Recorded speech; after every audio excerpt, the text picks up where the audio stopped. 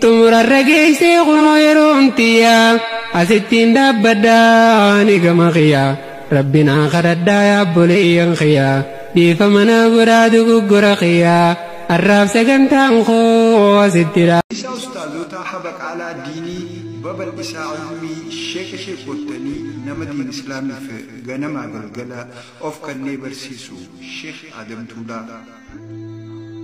Hangafa ulamaa biyyi teenya qabdu keessaa tokko inni abbaa beektota hedduu hawaas keenya bal'aa qaree qaroomsee dukkana wallaalummaa dhabamsiisee ibse. Bakka warraa baran barbaadee yaafatee ijoollummaa isaatiin deemeetiin baratee kitaabota hedduus fixee dhuunfatee osuma umriin xiqqaa beekumsaan guddate.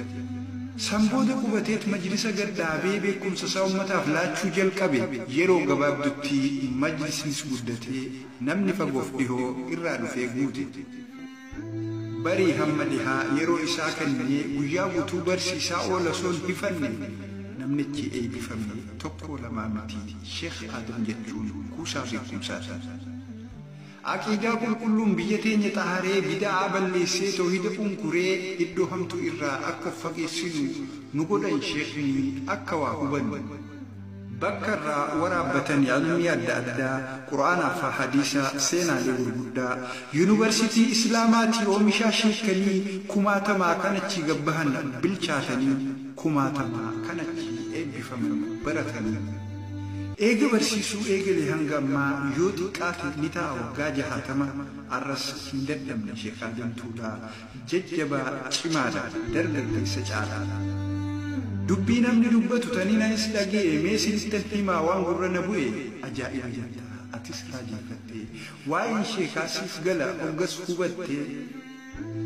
barataa tokkotu sheekarraa baratee eebbifamee bahee beekumsa horatee xiqqoo booda innis ilma waggaa argatu ilma isaatti ergee ilmi akka baratu mucaanis xumuree eebbifamee bahe ammas dhageenyee waan sadaffaa ta'e namuma abbaan duraa irraa baraterraa mucaan sadaffaatis barachuutti jira.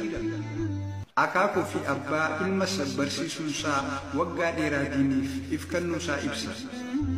Sheekni kitaabotas hedduudha barreessee tolchee xumuree ol kaa'ee qopheesse. Qoonni isaa guddaa islaamummaa keessatti takkee malee hin garre nama akka isaati. Mataan nufaa buluu Sheekh Adam yoomillee umrii haa dheeressu rabbiin ammallee. Sheeka keenyallee gurra buusuun barbaada asumaan dhaamsiniin armarratti reefu sheekootiin dhuguun adma walitti haasa'uu hin jiranii hoggaan achi gaditti dubbadhullee hin jiranii sheeka keenya aalima keenya ilmaan isaanii fi akaakayyuu keenya abbaadhallee jechuun na ulfaataa gizee hunda sheeka keenya Sheekh Muusaa fa'aa itti waan dhaamanii waadannu jira nuti arrachi sheekootiin hundinuu caayaa tiyya jira caayaan akkam goggoyne tahamuu qabdu itti yaaddawee dhimmamee dhiyootana torbaan dabare kanaas haasa'oo kanarra jira haadima sheeka keenyaa Sheekh Aliyyii wajjin Sheekh Aliyyii Fallaanaatii wajjin Sheekh Maamud Sheekoo Faadaa wajjin gatteenyee ganama jimmata anarma dhufeetii sheeka keenya qaraatiin isiniif giyaanuu isinirraa itti godha jedheenii jimmata dheengaddaa biraa ganama haasawee waan muusuu keessa jiranii hirrii baay'ee ogguusan ka'anii isinittiin deebi'e jedheenii hutee kanaaf har'aas wanni sheekni keenya anaa fi Sheekh Aliyyii keenya Fallaanaa irratti wanni gartee as deebisan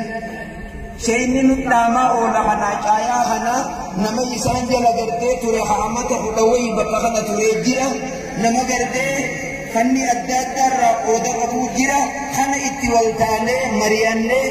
hawaasa biyya kanaa guyyaan gartee arma deebi'aa jenneen maadda haraashii guyyaa aladaatii nuti sheekootii warri bakka kanaa sheekii keenya Faatima sheekaatii waliin nuti borurraa taaqaa bobbaan keenya arma wanni sheeka keenyaa goonu caayaan isaaniitu goggoguu dhabu ilaa hanga qiyaamaan dhaabbatutti caayaan sheeka keenyaa hin dhaabbatu amaanaa sheeka keenyaatti tokkoffaan namni amaanaa kanaa irra jirtu duyda kiyya kana gubbaa ani dadhabeen miilli kiyya ganaasii gaafni sheekni kiyyaanaan jechuu jiru guyyaa arraatiin guyyaa kana isaatiin kana osoo nuti biyya kana jirru firaqa adda addaatii fi ummanni wallaalaan ta'u biyyeen tun nurraa yoonii fi deebite malee kana gartee amaanaa isinirraa fudhatte hudduu duuba deebii arabaa doktora keenya doktor Jaylaanii sheeka keenya Shaamiin Ibroofadhaa waliin keessummoota keenya hunda waliin caayaa sheeka keenyaa kunoo hamma biyyeen ittiin deebiin amaanaa isinirraa fudhanne wanni qofa du'aayin nu duubatti akka gartee nun daganne amaanaan sheeka keenya anaa fudhadhu malee isin hundinuu gartee amaanaan sheeka isinumarra gartee jirti kanaafu rabbillee nu kadhadha akka isaan itti gartee turan adeemsa isaanii ni dandeenya yoonii fi jenne numatti ulfaata rabbii isinaa gargaaru jettanii akkasit du'aayin nu kadhachuun gartee isinirra gartee barbaada dhaamsa kanumaanii gartee gulama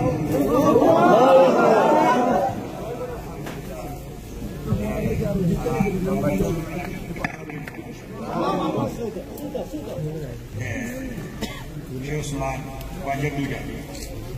Uyuma wajib kapan ini? Ini akan abdi kudo isadirah kapan? Kita Honda dalam sama orang. Ikatulnya mungkin beda, tapi saat ini mungkin ada isu. Namun saya itu saja mungkin segera ada isu mungkin dia. Sama zarak ada sih. Kalimat lama saya di atau fuqaha bukannya dengan le bagi barisa majlisa mara jadi ini pakai itu boleh Allahu Akbar Allahu Akbar Allahu Akbar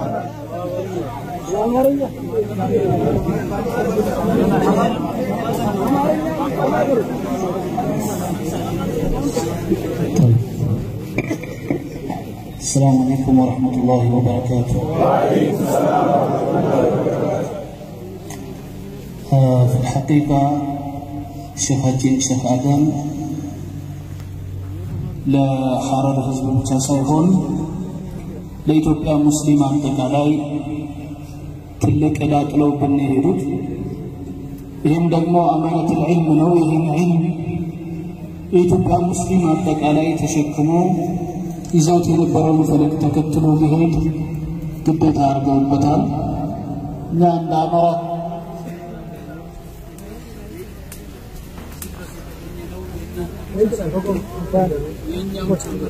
ለማለት ነው ዋጅብ አለብን ሸኻችንን ቀብራቸው ላይ ተገኝተን ዱዓ አድርገን መሄድ የሁላችንም አማና ዋጅብ ስለሆነ ነው እዚህ ድረስ የመጣነው ለሁላችንም አላህ ይሰብረን ሰብሩን አላህ ይስጠን እሳቸውን አላህ ይማራቸው አላህ ይዘንላቸው ለሰዎች ብቻ ሳይሆን እኛንም አላህ ይዘንልን هذا وصلى الله وسلم على نبينا محمد وعلى اله وصحبه اجمعين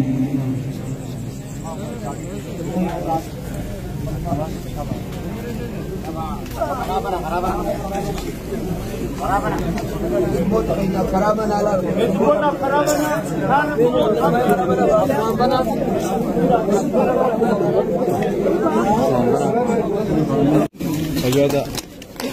nagangala yan asalatan